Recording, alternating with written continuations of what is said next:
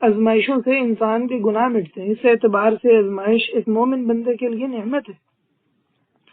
آزمائش میں ایک بڑی خیر کی بات یہ ہے، نعمت کی بات یہ ہے کہ آزمائش کے سبب انسان کا تعلق اللہ تعالیٰ سے بڑا مضبوط ہو جاتا ہے۔ جب انسان پر آزمائش پہنچتی ہے، انسان اللہ تعالیٰ کی مخلوق سے مایوس ہو جاتا ہے۔ انسان مختلف حیلے بہانے اور مختلف اسباب اختیار کرتا ہے، اور جب دیکھتا ہے کہ اب میرے لیے کوئی راستہ نہیں نکلا اس آزمائش سے نکلنے کے لیے، تو اب انسان اللہ تعالیٰ کو یاد کرتا ہے اور اللہ رب العزت سے دعائیں کرنے لگتا ہے۔ اللہ تعالیٰ کو اٹھتے بیٹھتے، تنہائی میں، خلوت جلوت میں، مختلف انداز سے، مختلف پہلوؤں سے انسان اللہ رب العزت سے دعائیں کرنے لگتا ہے۔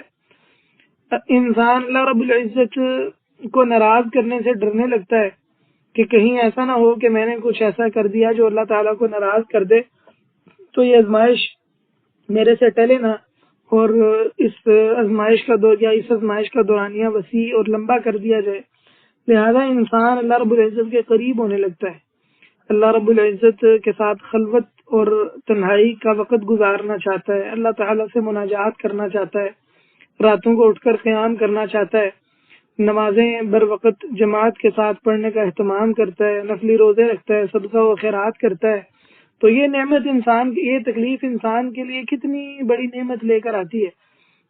ممکن ہے کہ ساری زندگی انسان کی گزر جاتی مگر انسان کا اللہ تعالیٰ سے تعلق مضبوط نہ ہوتا، لیکن اس مشکل اور پریشانی کے ایام انسان کو اللہ تعالیٰ کے قریب کر دیتے ہیں۔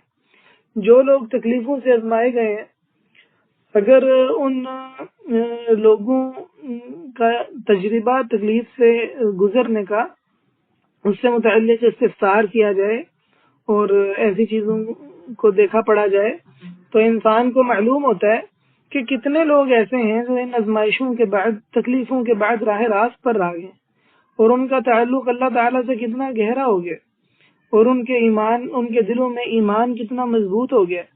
تو یہ آزمائش تھی جس نے اللہ تعالیٰ کے ان کو قریب کر دیا۔ یہ وہ تکلیفوں کے دن نہیں تھے جو ان کے لیے اللہ تعالیٰ کی جانب سے رحمت لے کر آئے۔ اگر یہ تکلیفوں کے دن نہ ہوتے، پریشانیوں کے دن نہ ہوتے، تو ان کا اللہ تعالیٰ سے کبھی اچھا تعلق نہ بن پاتا۔ ان کے اور اللہ تعالیٰ کے درمیان ایک اجنبیت اور ایک غیر مانوسیت ہوتی، اور انسان اللہ رب العزت کی قربت اور قربت کی لذت نہ کبھی بھی حاصل کر پاتا۔